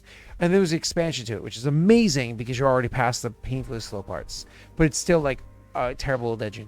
Then you have BG2, which is just like fucking fantastic. It opens so well. The villain to it, which you would literally meet in the first, 30 seconds, is such a cool villain. Like he's such a, nowadays he's so kind of tropey because it's been around for over 20 years or whatever. But such a cool villain. Icarus, I think his name is. Or Icarus. I'll be playing it after I beat Baldur's Gate 1 eventually. A name along those lines, either way. And then the expansion to BG2. Oh my god. It is still to this day, the expansion to BG2 is like one of the best games I've ever played. It's It's the end of the story. It's so good. Except, obviously they continue the story with a new BG coming out. But what we had to do back in the day was there was a hack, a mod that the community came up with called BG22, TUTU. And it's called BG22, and it literally took the original story of Baldur's Gate, and it like forced it into the Baldur's Gate 2 engine. So you could play, and the cool thing was like we could be going through the original story arc, the original maps, all that fun stuff, and actually play all the classes that only exist on BG2 and everything. Like it's super cool. But now with the enhanced edition, I think they do that all for you anyways, don't they? Yeah, it's like graphical improvements or whatever, and then they've tweaked the engine to like run. It runs well. I mean, it's just the walking. There's no like fast forward button. I'm just standing there. Like I spawn at this edge of the map, and I need to get to the center of the map, like at the inn, to walk all the way around to get to like the resting spot. I'm like, you know what? I might just go to like Nash Kell instead to get the res. It might take more time, but like the walking is faster. What I used to do, because after the first time you beat that game, because back then you didn't know it was boring, because like you didn't know that there was a different experience, right? But after the first or second time you beat the game, you were like, So one of the things that you would do, because it wasn't exciting, you'd already done it, right? So one of the things I would do is if you play the game on multiplayer, and this might still exist as a hack, it probably does. If you play the game multiplayer instead of single player, you would create just one character, same as you always do, and then find all the other characters, or you can create multiple characters, whatever you want to do. It's up to you. Anyways, what you would do is you'd find one character, put all the magic items that you cared about on one character, export them, remove the magic items, delete them, import them, and so you would do that specifically to hack in 6 pairs of the boots of speed. Yeah, well, I don't have any pairs of boots of speed, so you could probably like Google where it is that you can find them, but the boots of speed have no mechanical benefits in the game for the sake of combat or anything except for moving quicker on the map. So it wasn't like it was breaking the game, like making it easier for you. It was just making it so you're less bored.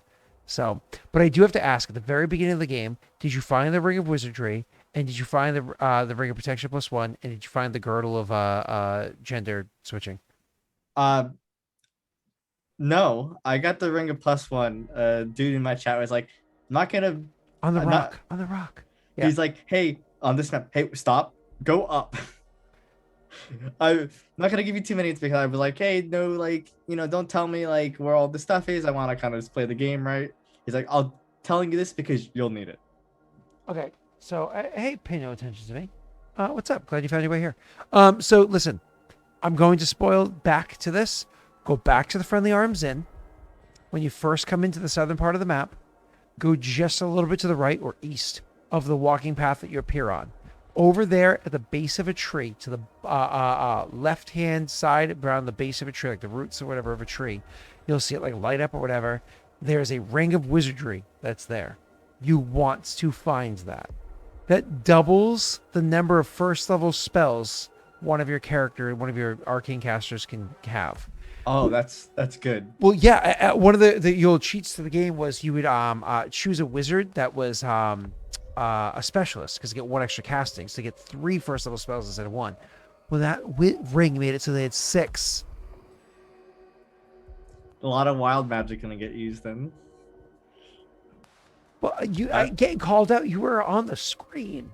There's a huge image on the screen that said you were following. So yeah, what were you saying? So, it's yeah, I'm gonna use a lot of the castings of the wild magic spell. Oh. Because it's such a mess. I love it. It's terrible. It's so bad. One time a bunch of squirrels just popped out. I'm like, what the fuck just happened? And it turned the guy to stone. So I do not like wild magic in any edition. But that's enough of that. Jake, Nick, anything you guys want to say before we bounce out of here? Because it's 1:30 in the morning. Yeah.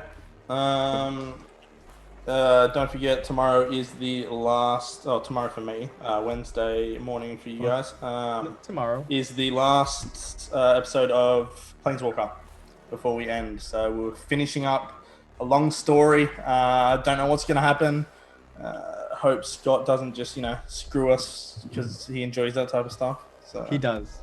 It's a 29 and a half hours from now, I think is what it is. And it has to be a quick session. So we'll have to be on point. There's no goofing off. And we have to be on point because I have to go to work afterwards.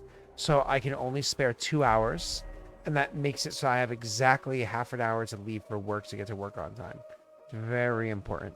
So it has to be an on-point session for those 2 hours. I'm excited for it to finish that story. I'm also excited to show what we're doing with Inclame. Which, by the way, Jake still hasn't made his character, so why don't we go so I can go chat with Jake before I want to fall asleep to find out what character he's making, because he totally does not make his character yet. Calling him out. Woohoo. Who are we reading? What level are you starting? No. No level? No. Oh, okay. No. I could try. Oh. Who are you, Joey? Trying to No. fish for things? I'm Cell. Uh-huh. Let's go. Let's go say hi to our friend. Hey chat, what's the raid message gonna be? I mean, it's obviously Scooter. I hate you. I'm sorry. They just kind of scooted into it. Oh, fuck you. Bye everybody.